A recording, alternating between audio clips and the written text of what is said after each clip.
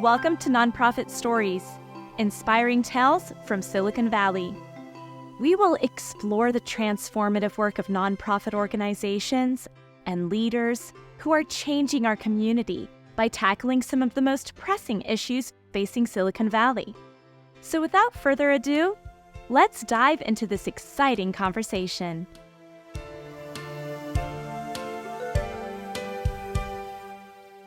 Today, we welcome Mandini Ray, the Senior Manager of Maitri of Silicon Valley. Their mission is to empower South Asian domestic violence survivors towards dignified, self-sufficient lives via holistic programs, promoting healthy relationships and gender equity through community education and advocacy. South Asia's domestic violence problem. High prevalence.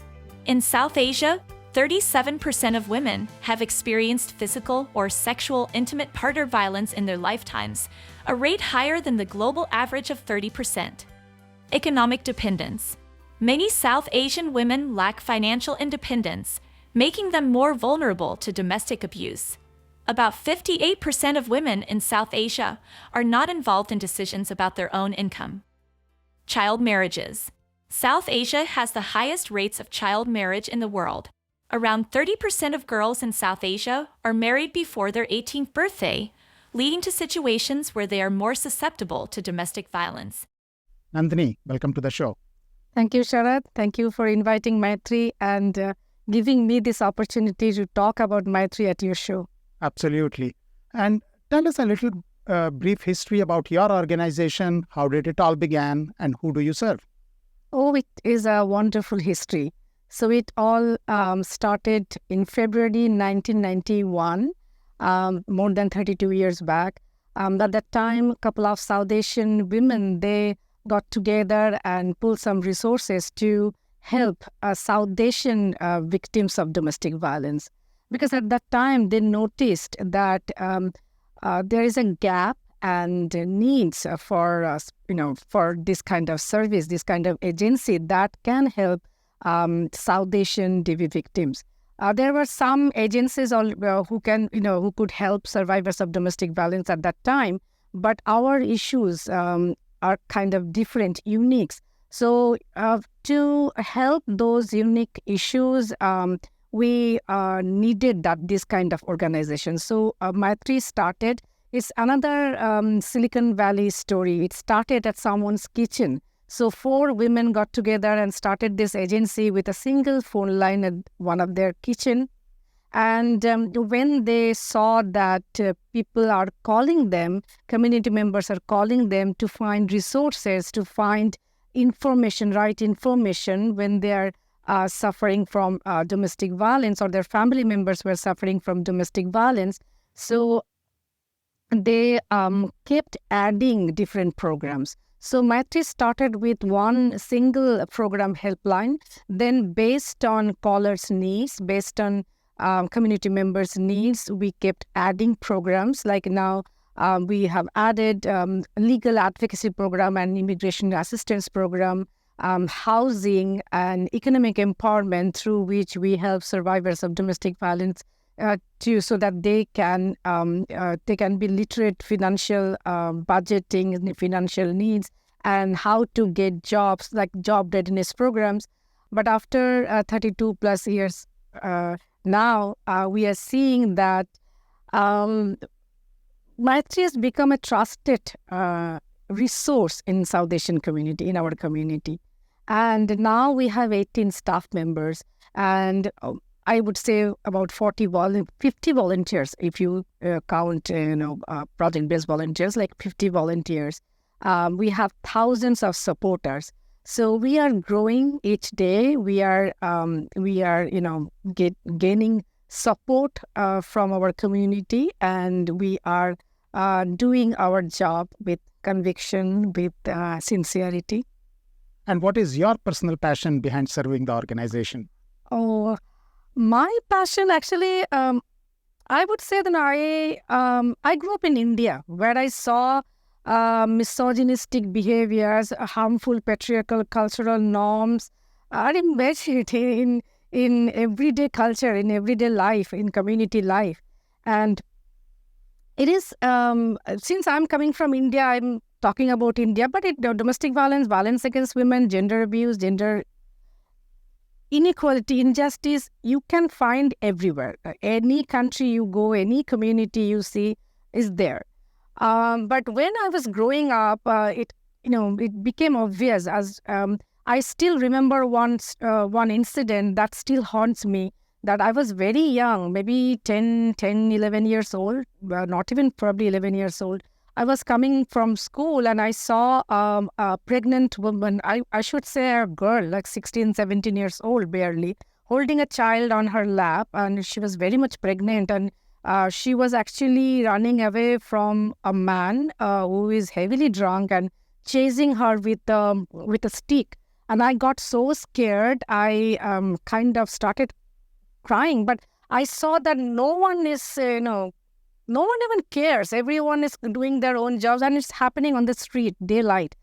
So I asked my dad's driver, "Can you help that person, that lady?" And he said, "Oh, ये तो रोज का घटना है. Yeah, it's every day. Yeah, it's their personal life. It's their personal life, and we shouldn't talk about it. We shouldn't say anything." And I was so scared, but it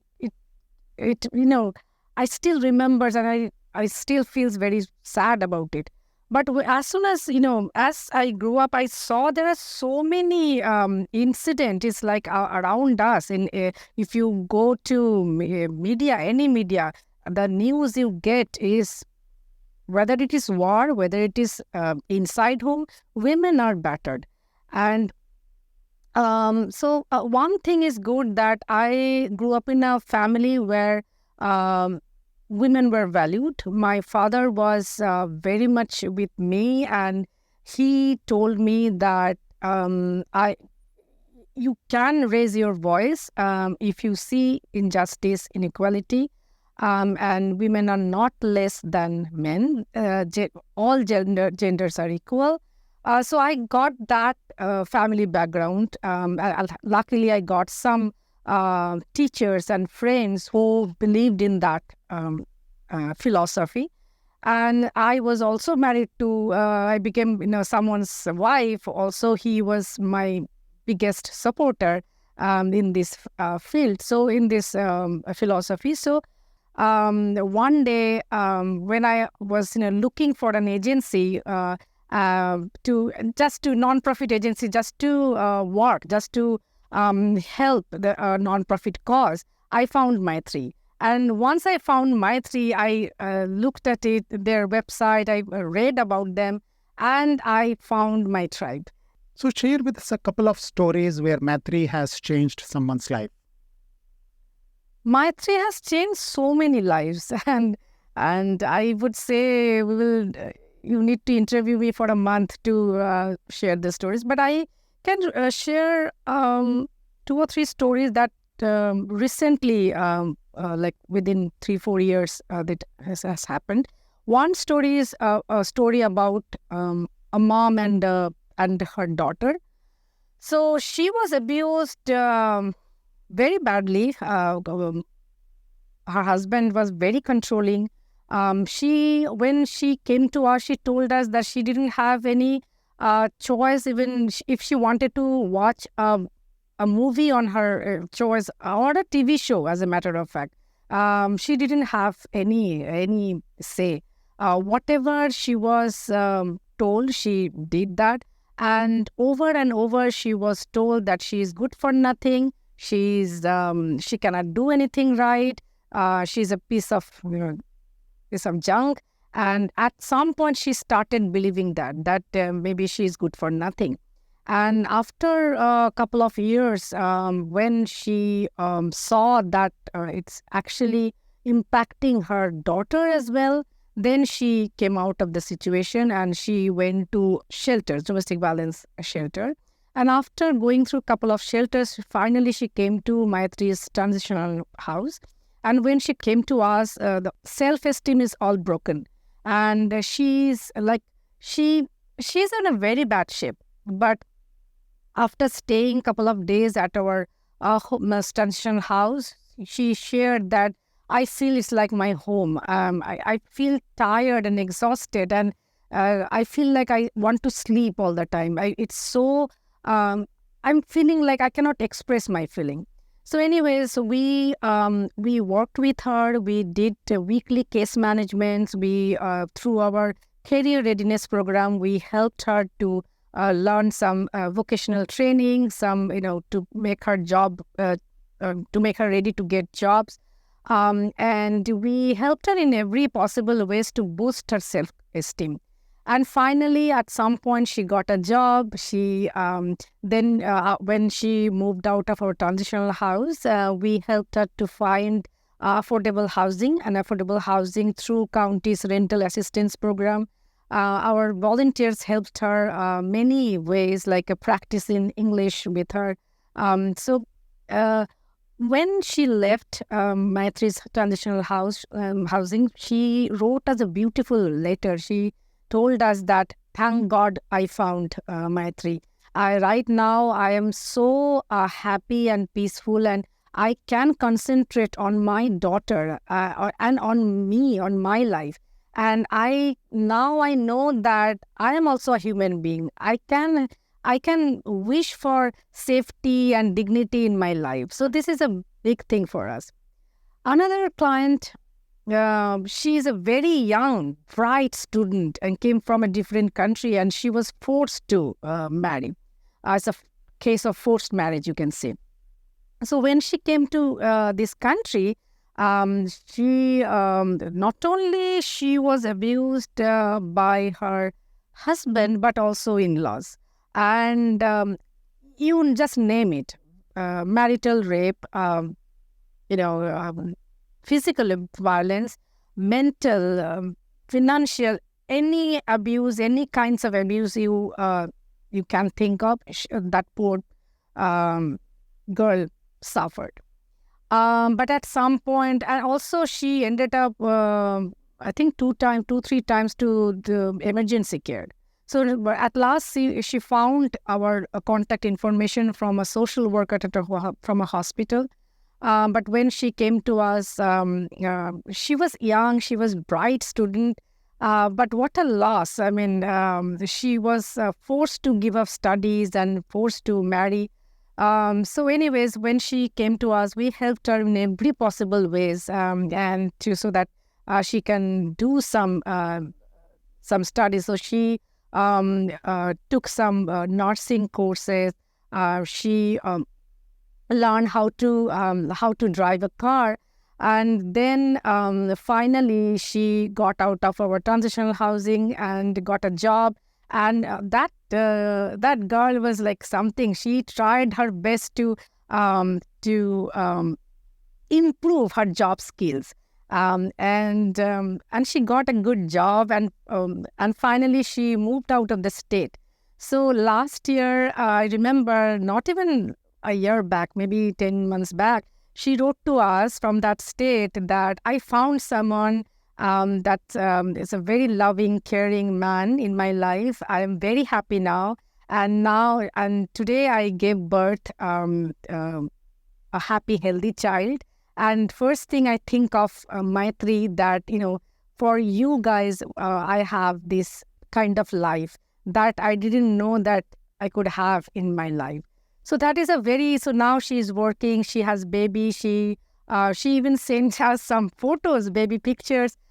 She has a loving partner. So when we see this kind of stories, we feel motivated, because this is domestic violence. This work is sometimes it's so exhausting. We feel like we are in 2023, and still we are seeing that people are hurting their own partners, own children, own parents. It's really disgusting. But when we see this kind of stories, it gives us motivation to go, to work with all the passion. Another story I can share, that is a male client. That man was severely abused by his wife, like verbal abuse, mental abuse. He was always, his wife always used to tell him that you are ugly, you are good for nothing, you don't have anything to, so I'm ashamed of you, and you cannot do anything right. So a lot of verbal abuse, a lot of mental abuse, also financial abuse, because he didn't have even freedom to spend even $1 from his money. So that kind of power and control was there. But at some point, he couldn't take it anymore. So when he reached out to us, we helped him with a lot of things. It's a very complicated legal case. And we helped him with child custody and other legal immigration-related issues. And at some point, when we were helping him, we saw that, gender has no distinction. Domestic violence can impact negatively all genders. Like there are issues, there are feelings that so like the female client and male client, they're so similar. And when we helped him, he told us that he kind of choked, he kind of cried, and he told us, nobody believed me. I'm a man, how can I be abused by a woman?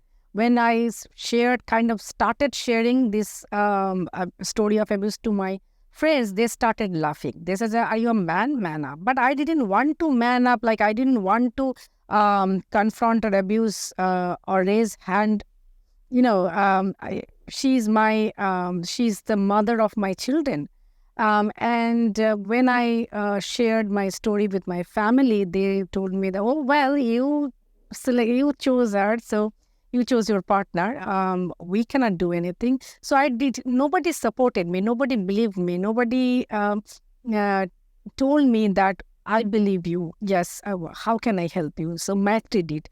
And now that person has a job, good custody. I mean, he owned the custody battle, and he is happy.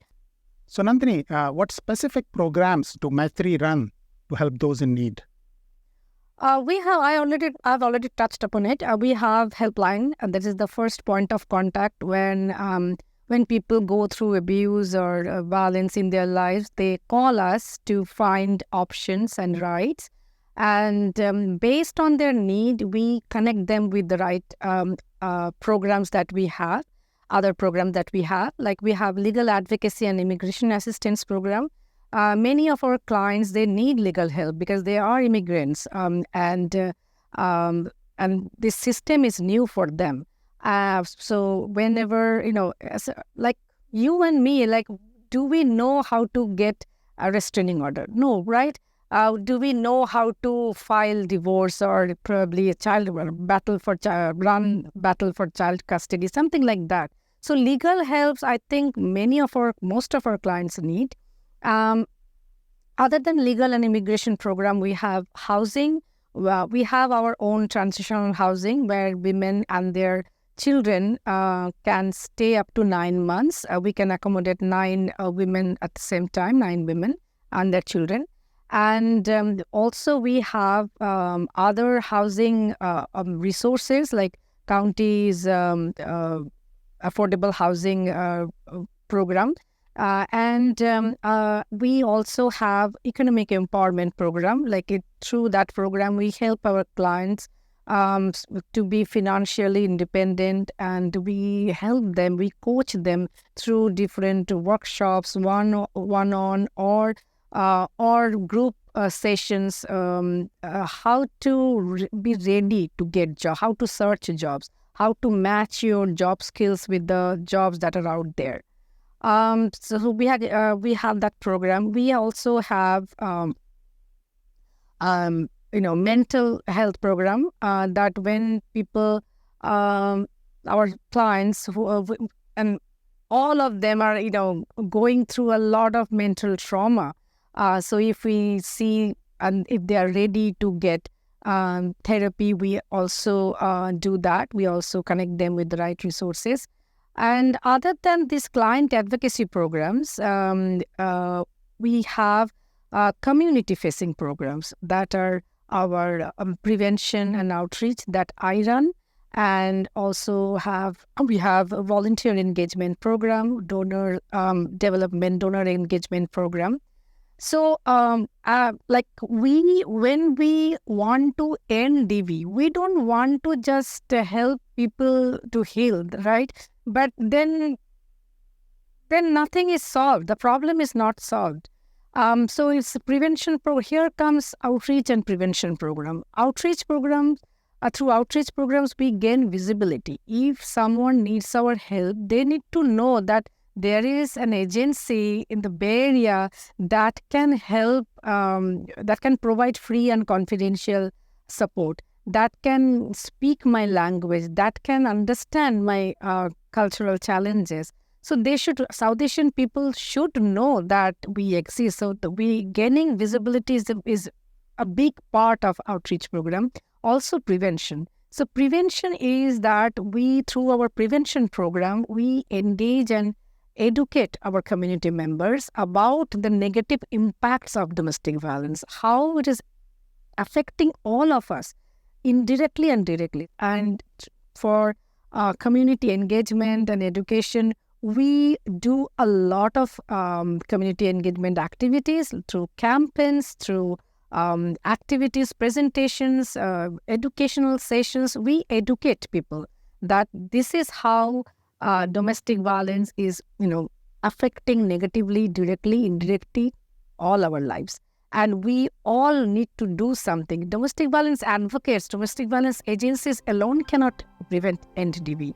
We need community members' support. Get a guaranteed cash offer on your home from TradeMyHome.com, powered by Your Home Sold Guaranteed Realty. We provide upfront written offers at a price agreeable to you. Experience a guaranteed sell with a hassle-free, highest and best price sell within your time frame. Are you selling your home in the next 3 to 6 months? Text PAIR to 408-740-7400 for a free and no-obligation professional equity appraisal report. Exclusively for Nonprofit Stories podcast viewers. For more information, visit TradeMyHome.com or call 408-740-7400. Remember, at TradeMyHome.com, your home is sold guaranteed or we'll buy it. So share a story around some of the challenges your organization face and how do you end up resolving them? Oh, challenges. First thing came to my mind, funding. We need funding, but I don't want to touch that because all organizations, all nonprofits face the same problem, funding. But other challenges, I would say two kinds of challenges we see. One is community challenge. One is system challenge, systematic challenge. Community challenge is people think, many community members in South Asian community, we think there is a myth, model minority myth. We are doctors. We are, especially in the Bay Area, we are doctors, engineers, high-profile jobs, educated. South Asian communities is model minority. So we cannot have domestic violence, violence against women, violence against children. We don't have this. But that's a myth. It is happening in every community, in every culture. We are not immune from that. Look at our call statistics. It is happening. So we cannot just ignore the, situation.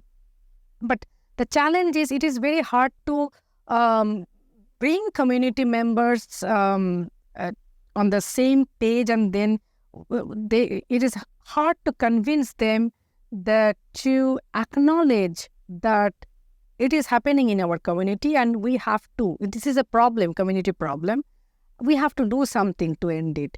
Unless you admit that we have a problem, how can you find solution? That is one challenge we are facing.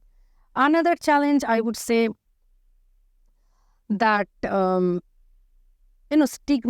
stigma associated with domestic violence. Even if people are suffering, they are hesitant to call us to get support. And so much stigma is there that some community members, they are supporting, by probably donating money, but they are not supporting openly. Like they're not even liking, they're not comfortable liking our social media pages, for example. And as men are actually distant from the cause, because men generally, not only I'm talking about Maitri, but not only Maitri, wherever you see all domestic violence agencies, they will tell you the same thing, that men don't think that is a community problem. Many men, not all men, many men think it is women's problem, because women, statistics-wise, who are abused, right? Women, statistics-wise, it's a heavy percentage women are abused. So that's why it's a perception that is women's cause, women's problem. So men are aloof. Men don't feel comfortable. And systemic challenges, I would say that policies, like we are trying our best to uplift survivors, immigrant survivors' voices and needs.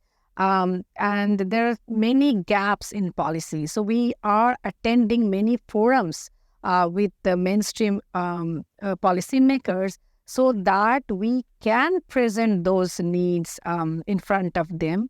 And language access in different places where survivor needs help.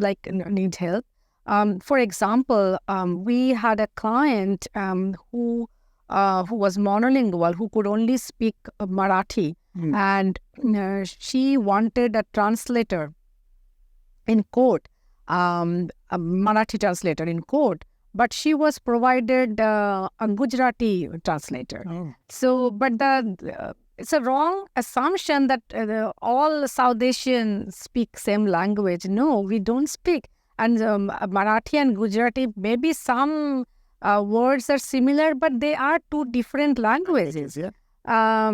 We have cases where a monolingual client, it's a horrific case of violence. And when police came, neighbor called police came, and when they found that the client couldn't speak a word of English, they asked translation, they asked their landlord to translate for her. But at that time, because the landlord actually, he speaks the same language, he's from same country, but that time police officers didn't know that landlord was a very good friend of the abuser.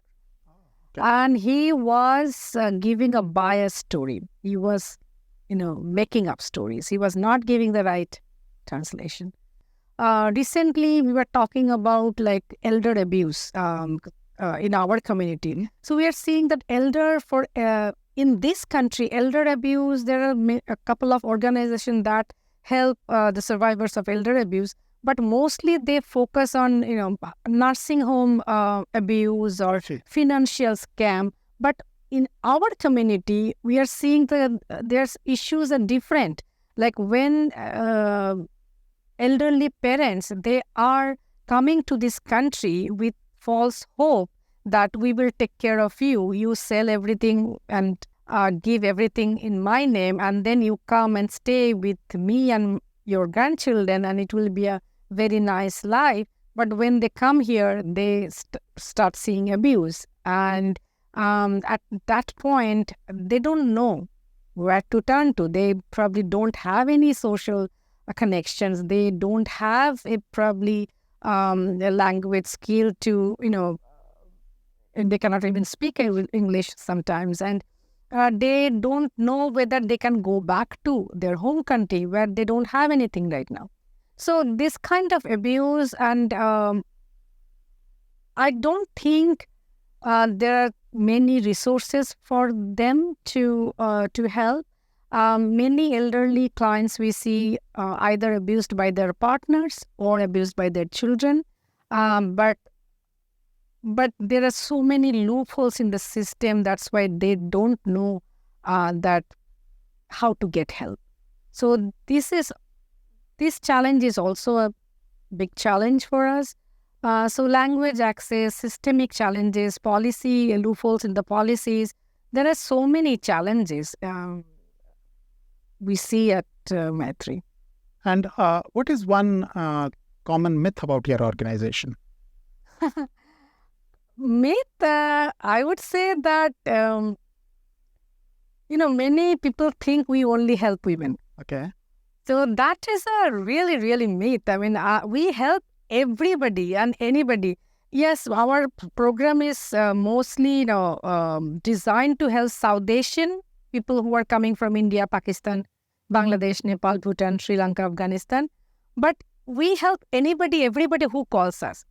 Since we speak, our staff and volunteers collectively, we speak almost 15 South Asian languages. We understand the culture and cultural challenges, nuances. It is easy for South Asian people to, talk to us, to share their problems, but we help everybody, anybody who are coming to us. But many times we face, when we have conversations with our community members, they ask that, oh, you only help women. No, we help men too. And 4%, I would say, our clients are male right now. But if you see the statistics of general, domestic violence statistics, not only Maitri statistics, always women are, statistics-wise, women are abused more than men. So that is a myth. We are trying our best to break that myth, that if anyone needs help facing domestic violence, anyone abuse, needs help, and they want to know the rights they have, the options they have, they can call us. It is free, it is confidential. And another myth, I would say that this is reducing, but still some people think we are home breakers. So we have sometimes our volunteers who attend our information booth. They told us, hey, somebody came and told us that, oh, you break homes. But we are not home breaker. We are supportive of having healthy relationships. So when people we are not going to anyone's home, right? So when people are calling us and they're asking for help, they are in pain, in trauma, and they're asking for our help. We are helping them based on their needs. It is not our job to investigate that whether they're abused or not in their whatever is happening behind the closed door. It is not our job to investigate. Police is there. System is there. So whenever people are calling us, we help them. And if someone is asking us that I cannot live in this situation, I want to have a divorce, or I want to leave this abusive house and I want to have information on shelter. So then we just provide them that information. We are not advising them. We don't give advice. We only provide information. We only provide what is their options, what are their options, what are their rights. That's it. So if we are providing rights and options and information, then we're not advising them to do anything, right? Right. So that is one misconception, I would say, that some people have against Maitri. And what one advice will you give to the survivors of domestic violence? First thing is, don't suffer in silence. Everybody has right to have a peaceful life. Everybody has right to have a safety and dignity, have safety and dignity in their lives. So if you are abused by someone, if you feel that you are suffocating, you are in pain, you are in trauma, you are not, you are suffering, then you should call an agency. There are so many agencies out there. Maitri is one of them. And find out your options. Find out your rights. Many immigrant people, they think that there is no option for them. Everything is so costly. How can I get a legal help? in this country. I don't even have a job. This kind of misconception is there. So call. There are domestic violence agent. Maitri provides free and confidential support. So there are 5 domestic violence agencies in Santa Clara County, and you call them. You can Google search, and you can see which one will be right agency for you. You call them to find out, and we always tell our community members that don't be scared. Sometimes people think that if I call Maitri, somebody will find out. Our calls are confidential and free. So you don't even have to share your real name. You don't have to share your identity. You just call and talk to our trained staff and volunteers. Share your story and ask them what options, what rights you have. And after finding those options, information, resources, you can have an informed decision. You can take a better decision. Many our clients, they call us, they ask us options and information, but they told us that I'm not ready to take any decision, and we respect that. It's their life. We are not in their shoes. So if they want to take more time to think, to find more resources, options, it's fine. It's okay. But the thing is that do something. Find out information and options. You have options. You have rights. So don't suffer in silence. That's the one advice I would give. Well, thank you so much, Nandini, for speaking with us today. Keep up the good work, and let's stay in touch. Thank you. Thank you for giving us this opportunity. It's time for our trivia question to win prizes. This section is hosted by our AI host, Kay. Hi, this is Kay from TradeMyHome.com, powered by Your Home Sold Guaranteed Realty. Your home sold guaranteed, or we'll buy it. Here is our NPS trivia question. In which year was the National Coalition Against Domestic Violence, or NCADV, founded? And your options are 1965, 1972, or 1978. Winners will get a $25 Amazon gift card and recognition in our next episode. Submit your entry on our website, trademyhome.com/NPS, or by scanning the QR code on the screen. Only the top 3 correct entries will win. Thank you for listening to the podcast and acknowledging the impactful work of nonprofits in Silicon Valley. Please subscribe and share this episode with a friend. Thank you to our sponsor, TradeMyHome.com, for their community commitment and for making this podcast possible. Until next time, remember to support local nonprofits.